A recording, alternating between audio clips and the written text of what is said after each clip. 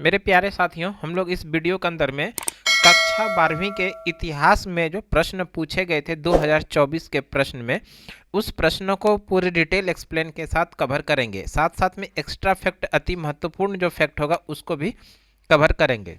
Video शुरू करते हैं, आप लोग अंत तक बने रहिएगा।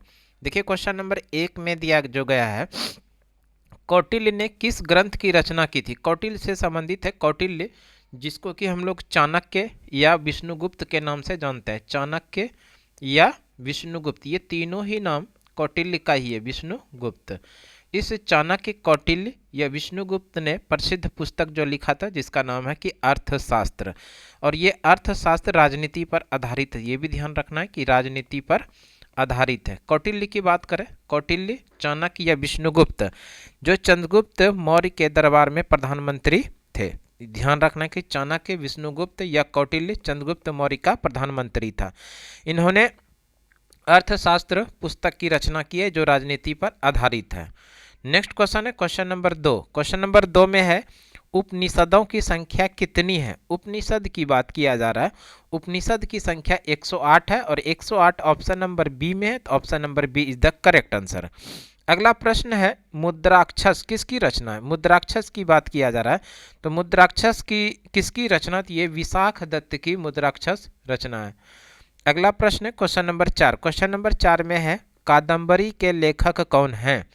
कादंबरी के लेखक वान भट्ट है और वान भट्ट ऑप्शन नंबर सी में है, तो option number C is the correct answer. अगला प्रश्न है क्वेश्चन नंबर 5। क्वेश्चन नंबर 5 में दिया गया है, किस ग्रंथ में 16 महाजनपद का उल्लेख मिलता है। 16 महाजनपद का उल्लेख किस में मिलता है, तो एक अंगुत्तर निकाय है जो बौद्ध धर्म से संबंधित है। बौद्ध ग्रंथ एक है अंगुत्तर निकाय, और एक है जैन ग्रंथ। और जैन ग्रंथ ये भगवती सूत्र है। अंगुत्तर निकाय बौद्ध ग्रंथ है और भगवती सूत्र जो है ये जैन ग्रंथ है। इसी अंगुत्तर निकाय और भगवती सूत्र में 16 महाजनपद का चर्चा किया गया है। तो इस तरह से अंगुत्तर निकाय और भगवती सूत्र दोनों ही ऑप्शन में सही है, तो इस तरह से ऑप्शन नंबर सी सही हो जाएगा, जिसमें कि ऑप्शन ए और ऑप्शन बी दोनों दिया गया है। अगला प्रश्न है क्वेश्चन नंबर 6। क्वेश्चन नंबर 6 में है, 16 महाजनपद किस नदी के किनारे स्थित है। कौशल महाजनपद, क्षमा करेंगे, कौशल, जो 16 महाजनपद का एक प्रसिद्ध महाजनपद है जिसका नाम है कौशल। कौशल महाजनपद किस नदी के किनारे स्थित है। यह है सरयू नदी के किनारे। सरयू ऑप्शन नंबर सी में, तो option number C is the correct answer. अगला प्रश्न है, इंद्रप्रस्थ किस महाजनपद की राजधानी थी। इंद्रप्रस्थ जो है कुरु महाजनपद की राजधानी थी इंद्रप्रस्थ। अगर अंग महाजनपद की बात करें, अंग महाजनपद की राजधानी कहाँ थी, चंपा। मगध की बात करें तो मगध की जो राजधानी थी गिरिब्रज, राजगीर, है ना। कौशल की जो राजधानी थी वो थी श्रावस्ती। उसी तरह से कुरु महाजनपद की राजधानी कहाँ थी, इंद्रप्रस्थ। इंद्रप्रस्थ पूछा गया जो ऑप्शन नंबर डी में, तो option number D is the correct answer. अगला प्रश्न है क्वेश्चन नंबर 8। क्वेश्चन नंबर 8 में दिया गया है, मौर्य वंश की स्थापना किसने की थी। मौर्य वंश की स्थापना जो किया था चंद्रगुप्त मौर्य ने किया था। Chandragupta Maurya option number A में है, option number A is the correct answer. और मौर्य वंश से संबंधित एक थोड़ा सा फैक्ट हम लोग समझेंगे। चंद्रगुप्त मौर्य ने घनानंद को पराजित करके एक नए वंश की स्थापना किया था जिसका नाम है मौर्य वंश। मौर्य वंश की स्थापना चंद्रगुप्त मौर्य ने, जो ऑप्शन नंबर ए में, तो option number A is the correct answer. अगला प्रश्न है, सम्राट अशोक। सम्राट अशोक जो मौर्य वंश का सबसे महत्वपूर्ण शासक में से एक माना जाता है, मौर्य अशोक।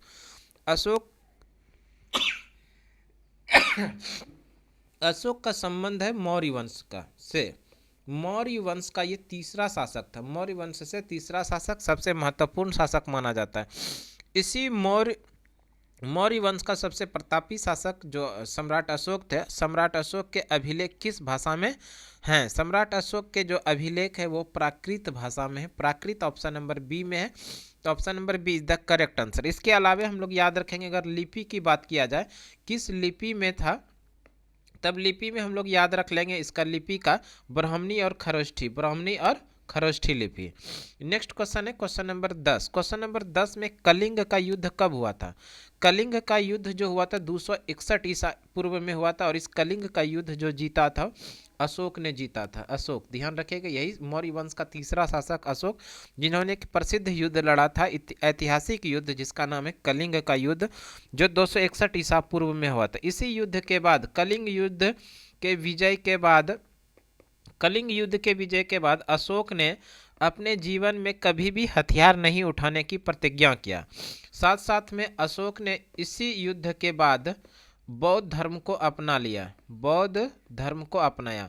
बौद्ध धर्म को अपना ही नहीं लिया, बल्कि इस तरह से बौद्ध धर्म में लीन हो गए कि अपने पुत्र महेंद्र और पुत्री संघमित्रा को बौद्ध धर्म का प्रचार करने के लिए श्रीलंका भेज दिया। साथ में बौद्ध धर्म के संस्थापक गौतम बुद्ध का जन्म स्थली लुम्बिनी, जिनको कि कर मुक्त कर दिया। इस तरह से प्रभाव पड़ा सम्राट अशोक का बौद्ध धर्म का कलिंग युद्ध के बाद। कलिंग की बात करें तो ये वर्तमान समय में किस राज्य में है? तो ये उड़ीसा में है। कलिंग वर्तमान समय में कहाँ पर है? उड़ीसा में कलिंग का स्थान। और इस कलिंग का युद्ध 261 ईसा पूर्व में सम्राट अशोक ने जीता था। नेक्स्ट क्वेश्चन देखते हैं, क्वेश्चन नंबर 11। क्वेश्चन नंबर 11 में है, भारत में पहली रेल किन स्टेशन के मध्य चली थी? भारत में पहली रेल जो चली थी मुंबई से थाने के बीच में। अगर दूरी की बात किया जाए कितना दूरी चला था, तो दूरी था 34 किलोमीटर। और रेलगाड़ी का नाम जो पूछा जाए तो ब्लैक ब्यूटी, रेलगाड़ी का नाम क्या था? Black beauty. साथ में हम लोग ध्यान रखेंगे, ये जो पहली बार रेलगाड़ी चली थी ये कब चली थी? 16 अप्रैल 1853 को मुंबई से थाने के बीच में पहली रेलगाड़ी चली थी। और किसने चलवाई थी, इसको भी ध्यान रखेंगे। अगर ये प्रश्न पूछे किसने चलवाई थी पहली रेलगाड़ी भारत में, तो लॉर्ड डलहौजी ने भारत में पहली रेलगाड़ी चलवाई थी। इस तरह से एक्स्ट्रा फैक्ट हो गया। भारत में पहली रेल किन स्टेशन के बीच? मुंबई से थाने के बीच में, जो ऑप्शन नंबर बी में, तो option number B is the correct answer. किसने चलवाई थी? लॉर्ड डलहौजी ने। दूरी 34 किलोमीटर। रेलगाड़ी का नाम ब्लैक ब्यूटी। कब चली थी? 16 अप्रैल 1853 को।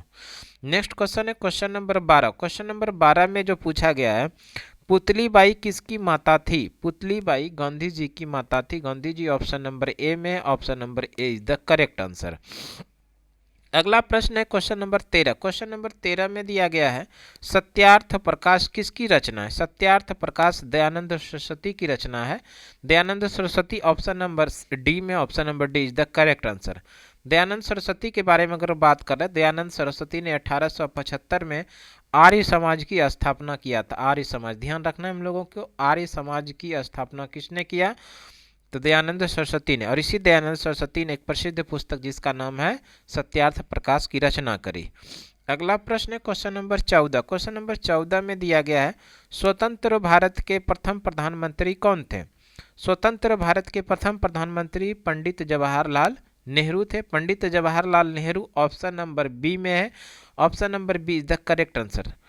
पंडित जवाहरलाल नेहरू का जन्मदिन प्रत्येक वर्ष 14 नवंबर को बाल दिवस के रूप में मनाते हैं। ध्यान रखना है कि बाल दिवस प्रत्येक वर्ष मनाते हैं 14 नवंबर को। किनका जन्मदिन? पंडित जवाहरलाल नेहरू का, जो कि देश के पहले प्रधानमंत्री थे। डॉक्टर राजेंद्र प्रसाद स्वतंत्र भारत के प्रथम राष्ट्रपति, इसको भी ध्यान रखना है, राष्ट्रपति। सरदार वल्लभ भाई पटेल स्वतंत्र भारत के पहले गृह मंत्री थे। अगला प्रश्न है क्वेश्चन नंबर 15। क्वेश्चन नंबर 15 में प्रश्न पूछा गया है, संविधान की प्रारूप समिति के अध्यक्ष कौन थे? संविधान की प्रारूप समिति के जो अध्यक्ष थे वो थे Bhimrao Ambedkar. Bhimrao Ambedkar option number A में है, option number A is the correct answer. अगर भीमराव अंबेडकर को के बारे में जाने, स्वतंत्र भारत के पहले कानून मंत्री हुए वे, स्वतंत्र भारत के पहले कानून मंत्री थे। साथ में भीमराव अंबेडकर को संविधान का पिता या संविधान के जनक के रूप में भी जाना जाता है। संविधान के जनक भीमराव अंबेडकर, जिनका जन्मदिन प्रत्येक वर्ष 14 अप्रैल को अंबेडकर जयंती के रूप में मनाया जाता है। अगला प्रश्न क्वेश्चन नंबर 16। क्वेश्चन नंबर 16 में दिया गया है, हिंदू महासभा की स्थापना कब हुई? हिंदू महासभा की स्थापना 1915 ईस्वी में हुआ और पंडित मदन मोहन मालवीय के द्वारा किया गया था। ये भी ध्यान रखना है, पंडित मदन मोहन मालवीय, पंडित मदन मोहन मालवीय के द्वारा पंडित मदन मोहन मालवीय के द्वारा हिंदू महासभा की स्थापना 1915 ईस्वी में किया गया था। 1915 option number C is the correct answer. अगला प्रश्न है, अल हिलाल अखबार किसने प्रकाशित करवाया था? अल हिलाल अखबार जो प्रकाशित करवाया था वो मौलाना अबुल कलाम आज़ाद ने प्रकाशित करवाया था। Maulana Abul Kalam Azad option number D में, option number D is the correct answer. Maulana Abul Kalam Azad के बारे में बात करें, स्वतंत्र भारत के प्रथम शिक्षा मंत्री, स्वतंत्र भारत के प्रथम शिक्षा मंत्री कौन थे? मौलाना अबुल कलाम आज़ाद। मौलाना अबुल कलाम आज़ाद का प्रत्येक वर्ष जयंती 11 नवंबर को राष्ट्रीय शिक्षा दिवस के रूप में मनाते हैं। ध्यान रखना है, राष्ट्रीय शिक्षा दिवस। राष्ट्रीय शिक्षा दिवस प्रत्येक वर्ष कब मनाया जाता है? तो 11 नवंबर को मनाया जाता है। मौलाना अबुल कलाम आज़ाद जो कि प्रथम स्वतंत्र भारत के प्रथम शिक्षा मंत्री थे, इन्हीं की जयंती के रूप में। और इसी मौलाना अबुल कलाम आज़ाद ने अल हिलाल अखबार प्रकाशित करवाया था। नेक्स्ट क्वेश्चन देखते हैं। क्वेश्चन नंबर 18 में पूछा गया है, शिमला सम्मेलन, शिमला सम्मेलन कब हुआ था? शिमला सम्मेलन जो हुआ था 1945 ईस्वी में हुआ था शिमला सम्मेलन। और एक शिमला समझौता है जो कि 1972 ईस्वी में है। अगर आपसे प्रश्न पूछा जाए शिमला समझौता तो हम लोग आंसर करेंगे 1972। अगर आपसे पूछा जाए शिमला सम्मेलन तब आंसर करेंगे 1945। शिमला सम्मेलन 1945, option number D is the correct answer. अगला प्रश्न है क्वेश्चन नंबर 19। क्वेश्चन नंबर 19 में है, बम्बई में गेटवे ऑफ इंडिया का निर्माण कब हुआ था? मुंबई में गेटवे ऑफ इंडिया का निर्माण 1911 ईस्वी में हुआ था। 1911 ऑप्शन नंबर सी में, option number C is the correct answer. ध्यान रखेंगे 1911 में भारत में दिल्ली दरबार का आयोजन किया गया था। और इस दिल्ली दरबार के आयोजन में मुख्य अतिथि जो थे इंग्लैंड के राजा जॉर्ज पंचम और उनकी पत्नी मेरी थी, जो कि समुद्री रास्ते होते हुए मुंबई आए थे। इनके भव्य स्वागत में ही गेटवे ऑफ इंडिया का निर्माण मुंबई में 1911 में किया गया था। अगला प्रश्न है क्वेश्चन नंबर 20। क्वेश्चन नंबर 20 में है, संविधान तैयार करने में कितने वर्षों का समय लगा? संविधान तैयार करने में समय जो लगा 2 वर्ष 11 महीना और 18 दिन का समय लगा। 18 दिन का समय लगा। ये तकरीबन 3 वर्ष के आसपास है, केवल कुछ ही दिन कम है, इसलिए इस प्रश्न का सही आंसर हो जाएगा 3 वर्ष। 3 वर्ष ऑप्शन नंबर बी में है, तो option number B is the correct answer. संविधान को तैयार करने में समय लगा 2 वर्ष 11 महीना और 18 दिन का। अगला प्रश्न है क्वेश्चन नंबर 21। क्वेश्चन नंबर 21 में है, अकबर ने धार्मिक यात्रा कर किस वर्ष समाप्त किया? इसी धार्मिक यात्रा को तीर्थ यात्रा कर भी कहते हैं। तीर्थ यात्रा कर, ये ध्यान रखना है, तीर्थ यात्रा कर या धार्मिक कर किस वर्ष समाप्त किया था? 1563 ईस्वी में। 1563 ईस्वी में अकबर ने तीर्थ यात्रा कर यानी धार्मिक यात्रा कर को समाप्त किया था। ऑप्शन नंबर बी में है 1563, तो option number B is the correct answer. साथ में हम लोगों को ध्यान रखना है, अकबर ने जजिया कर 1564 ईस्वी में समाप्त किया। दास प्रथा को जो अंत किया वो 1562 ईस्वी में समाप्त किया था। अकबर के शासनकाल के बारे में भी हम लोग थोड़ा समझ लेते हैं। 1556 से लेके 1605 ईस्वी का जो टाइम पीरियड है वो अकबर का शासनकाल का है। अगला प्रश्न है क्वेश्चन नंबर 22। क्वेश्चन नंबर 22 में है, किताब उल हिंद किसकी रचना है? किताब उल हिंद जो रचना है वो अलबरूनी की है।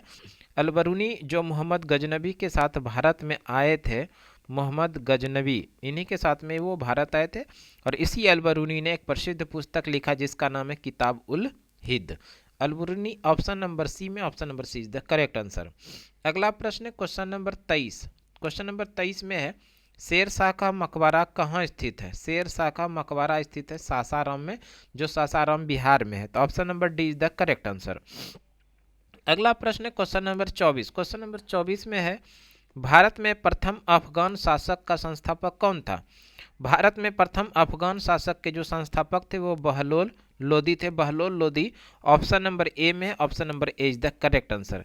इसी बहलोल लोदी ने भारत में लोदी वंश की स्थापना किया था, ये भी ध्यान रखेंगे।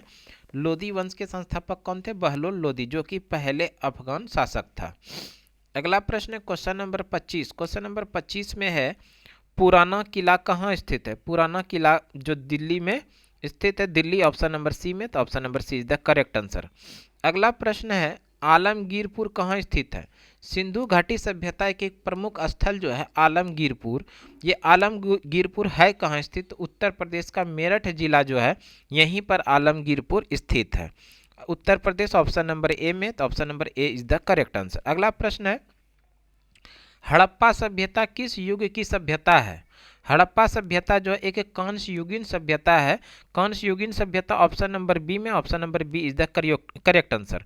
हड़प्पा सभ्यता को कांस्य युगीन सभ्यता इसलिए कहते हैं क्योंकि प्रयोग किया गया प्रथम धातु कांसा ही था, इसलिए हड़प्पा सभ्यता को कांस्य युगीन सभ्यता भी कहते हैं। अगला प्रश्न है, हड़प्पा सभ्यता में बंदरगाह कौन सा था? हड़प्पा सभ्यता का जो प्रमुख बंदरगाह था वो लोथल है। लोथल की बात करें तो लोथल गुजरात राज्य में है। कहाँ पर है? गुजरात में है।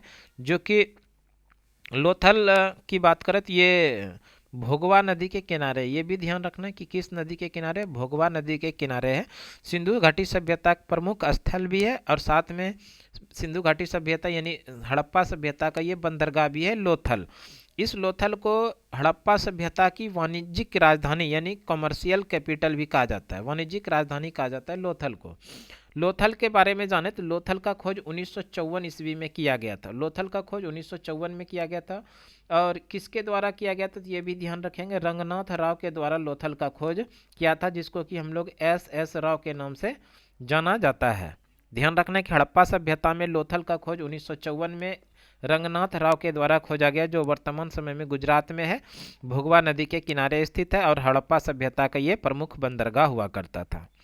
अगला प्रश्न है क्वेश्चन नंबर 29। क्वेश्चन नंबर 29 में है, सिंधु सभ्यता में तांबा कहाँ से प्राप्त हुआ था? सिंधु घाटी सभ्यता में तांबा राजस्थान से प्राप्त हुआ था। राजस्थान ऑप्शन नंबर ए में, option number A is the correct answer.